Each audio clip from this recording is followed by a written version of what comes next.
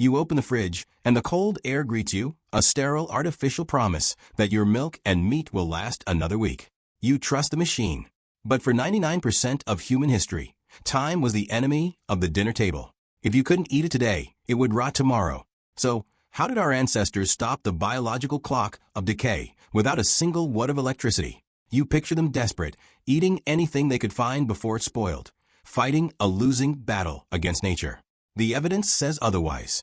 Our ancestors didn't just eat to survive. They engineered their food to outlast the season. They didn't have aisles stocked with answers. They had the earth, the fire, and a deep, intuitive grasp of biology that we have effectively erased. The first answer was dehydration, the brutal, sun-drenched removal of life itself. In the high deserts and the plains, humans realized that if you strip away the water, the rot stops in its tracks. They sliced meat into thin, sun-cured strips, creating a food source that was essentially biologically dead, safe from the microbes that thrive on moisture. It wasn't just dried meat. It was the first instance of human-engineered permanence. But when the sun wasn't enough, they turned to the oldest tool in the kit: salt. Salt is not just a flavor. It is an osmotic vacuum. By packing fish or meat in massive amounts of salt, they literally pulled the moisture out of the cellular level of the food. It was a rigorous physical extraction that allowed a catch from the sea to last through a harsh winter in a village miles inland. It was a trade-off. We traded the fresh for the preserved, and the preserved allowed the civilization to migrate, to expand, and to endure. And then there was the masterstroke, the smokehouse. By hanging food in a space filled with dense hardwood smoke, they weren't just drying it out, they were coating it in a layer of natural phenols and formaldehyde, compounds created by the fire that act as potent antimicrobial shields. It was a precise, controlled exposure, turning a slab of raw protein into an object that could hang from a rafter for months. But here's the strange thing. Some of the most effective methods didn't stop the biological process. They directed it. Fermentation.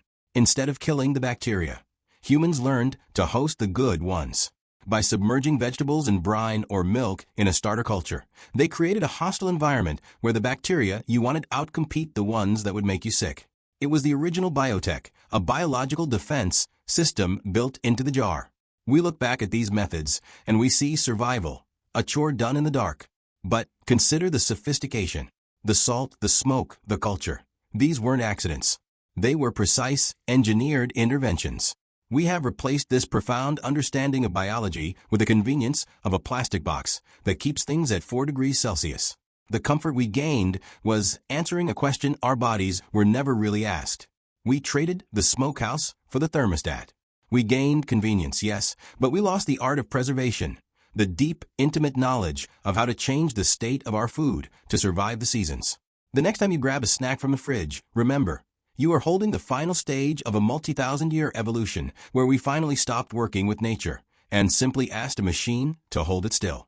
The smoke is gone, the rhythm of the seasons is gone, and we never noticed that the world we built left no room for the old, clever ways of staying alive.